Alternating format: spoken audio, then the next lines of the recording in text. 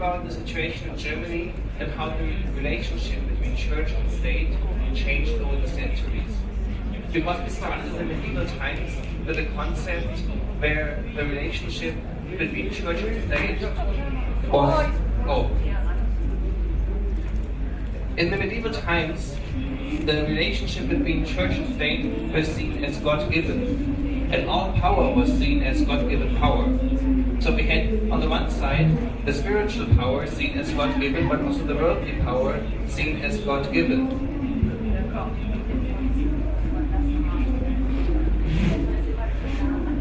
Okay, better now? But during the course of history, it changed.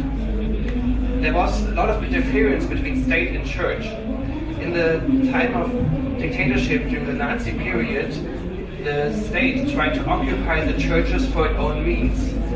The state tried to install a bishop. And this bishop was supposed to say the same teachings as the National Socialist Party.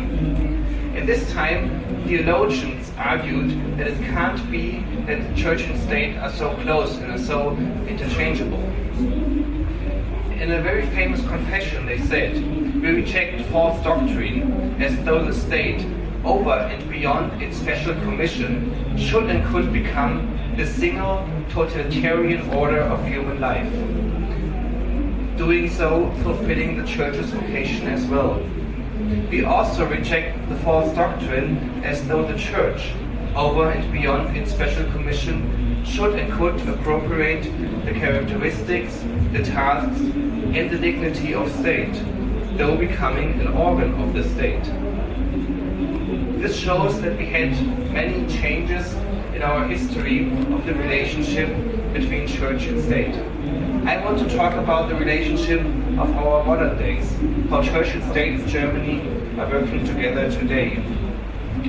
The legal foundation for this can be found in our constitution, which gives religious freedom to all people. Religious freedom has different meanings. At first, it's universal, so all people are free to choose their religion. It is a positive freedom. On inner and outer affairs, a person can believe what he or she wants to believe, and he or she can act upon it. But it's also a negative freedom. A person can change his or her religion. A person can also give up his or her religion. These are the important aspects of religious freedom. And these are instituted by our Constitution.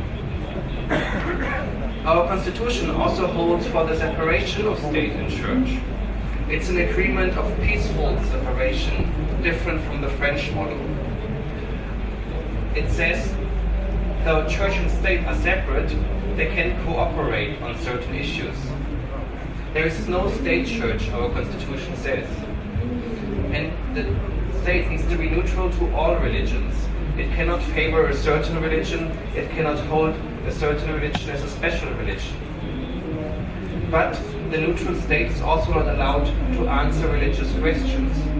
Whenever there is something in our public sphere going on religiously, the religious community has to be in charge of it, not the state, because there shouldn't be any more interference.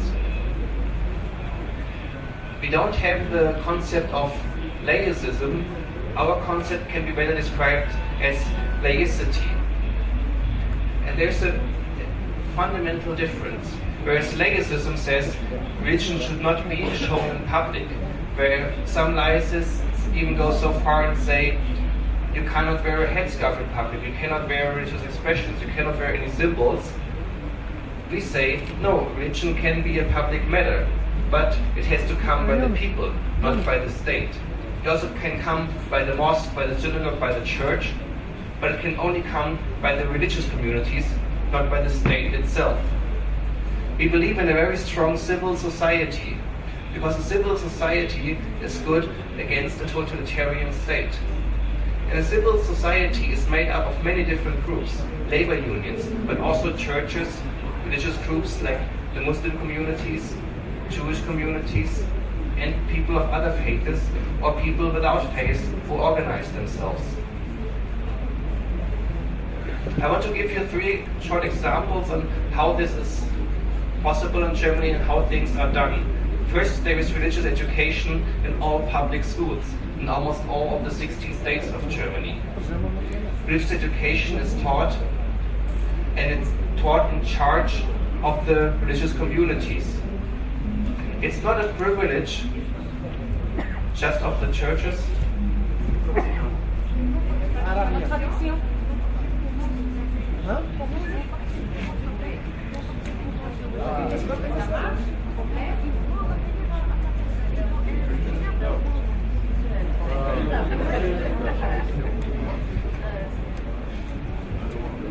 Amongst others, like math or German. But it's not taught by the state, because the state has to be neutral towards religion. It's a cooperation between the church and the state, or the Muslim communities and the state.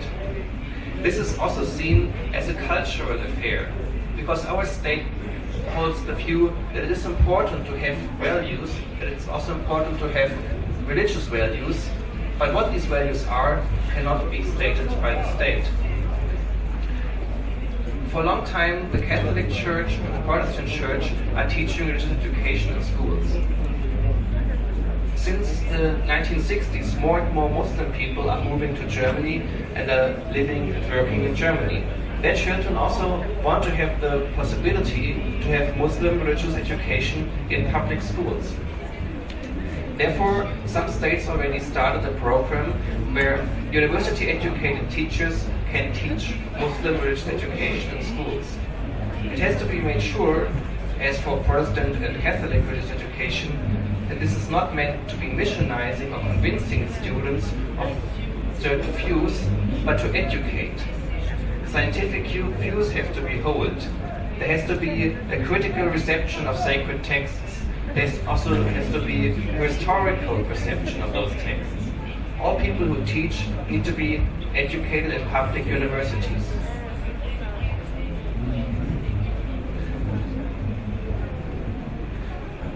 The focus is given on reflection and discussion of religious values. There's two other topics which are very prevalent within the right of religious communities. In 2010, the protection of animal rights was made part of our constitution. This sounded very good and perfect to all the people, but then there was a difficulty with religious slaughtering. It was a difficulty that some courts argued it cannot be done anymore. But at the same time, there is people depending on religiously slaughtered meat. So the final decision was that it is illegal to have religious slaughtering, but there can be exceptions for certain reasons, like for religious communities who are depending on this meat. This also shows how our concept works. There is a strict separation, but at the same time, it's a very pragmatical cooperation at certain issues. A much further and a much bigger discussion arose last year about the circumcision of male infants, because a local court argued it's against.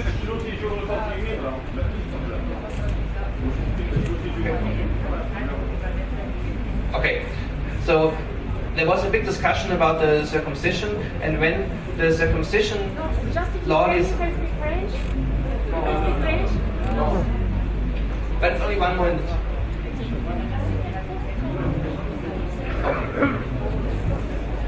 So it altogether shows religion is a public matter, but it needs to be done by the people, not by the state.